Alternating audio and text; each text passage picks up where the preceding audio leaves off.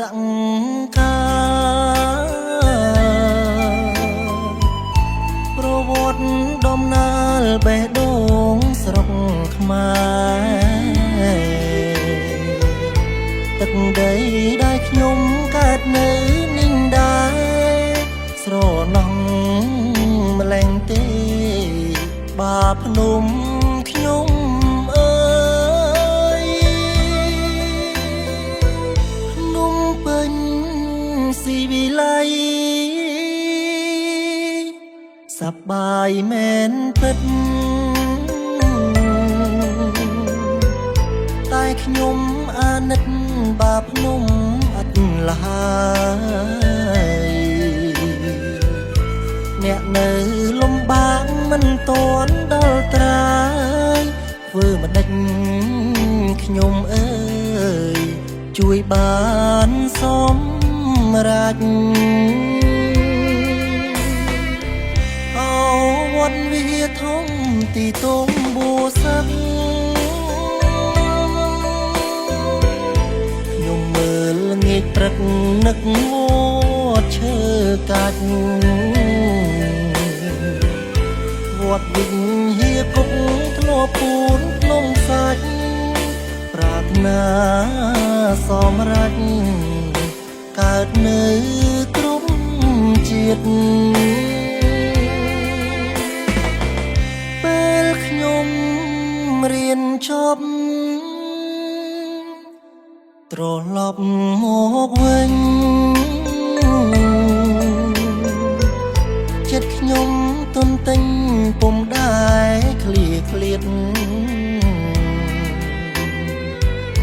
ចូលរួមលើកស្ទួយជួយបងប្អូនញាតិរួមកសាងជាតិរុងរឿងដូចគេ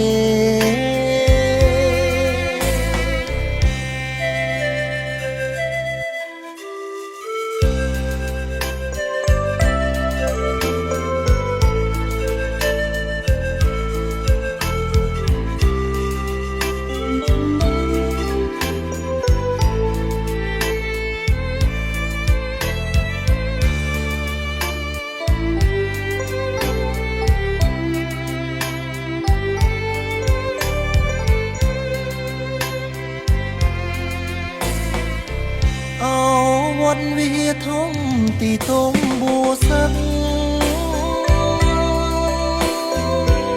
ខ្ញុំមើលងាកព្រឹកនឹកវត្តឈើកាច់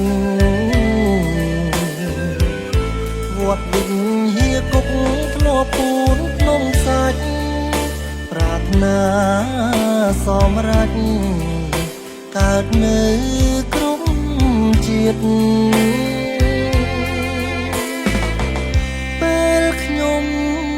រៀនចប់ត្រឡប់មកវិញចិត្តខ្ញុំទន្ទិញពុំដែរឃ្លាឃ្លាត